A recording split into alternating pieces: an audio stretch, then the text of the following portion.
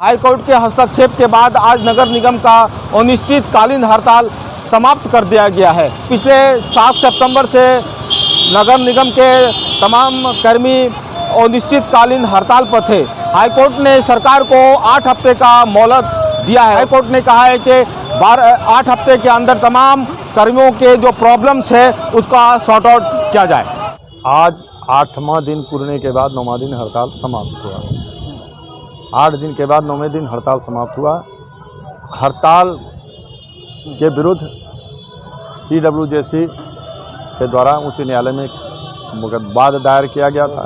उस वाद पर कोर्ट ने दोनों पक्षों को बुलाया और कर्मचारियों की ओर से अधिवक्ता योगेश चंद्र वर्मा उपस्थित हुए और कर्मचारी के मांगों को रखा और बाध्यता बताया कि क्या बाध्यता है, क्योंकि सरकार वार्ता में उलझाते रही थी और जनता के सामने कर रही थी कि वार्ता जारी है।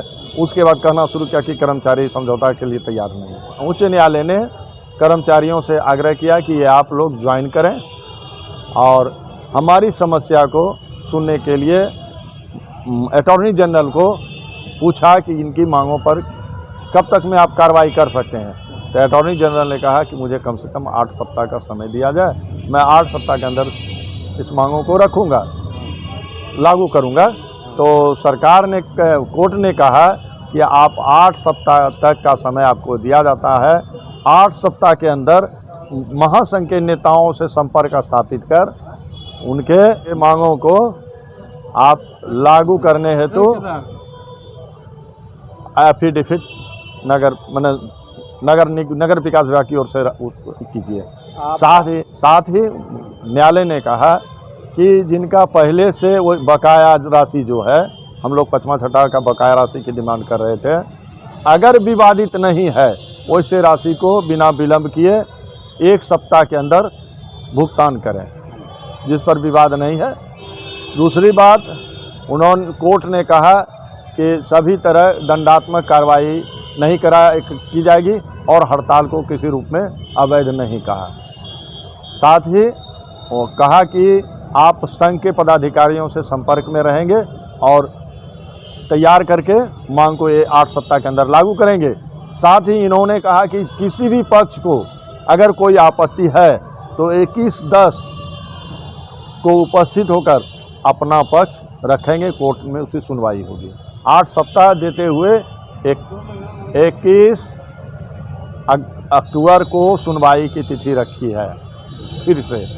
और मैं तमाम कर्मियों की ओर से यह कह रहा हूँ कि सरकार जिस तरह टाल मटोल की नीति कर रही थी, जिस तरह वार्ता में उलझाकर लंबा करते जा रही थी, भले उनके लोगों ने इसको भंट करने के लिए केस किया हो, लेकिन उच्च न्यायालय ने अपने सम्मान को बरकरार रखते हुए कर्मचारी के हित को रखा है और किसी भी रूप में कर्मचारी के हड़ताल को अवैध घोषित नहीं किया है। उनके मांगों पर जवाब दिया है और सभी चीज़ के बाद 21 अक्टूबर को सभी पक्षों के सुनवाई के लिए बुलाया। नाम बताइए। मैं बिहार राजस्थान निकाय कर्मचारी राज्य सचिव मनोज कृष्ण सहाय।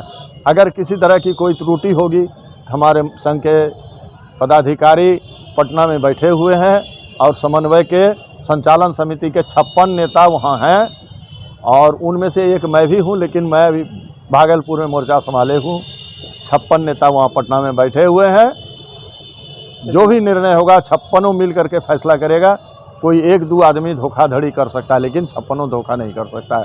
हमको पूर्ण विश्वास है अपने महासंघ पर, जो आज तक मुकम्मल 8-9 दिन हड़ताल में रहा और तमाम कर्मियों के हम आभारी हैं जिन्होंने बिना प्रश्न किए एक साथ खड़े रहे।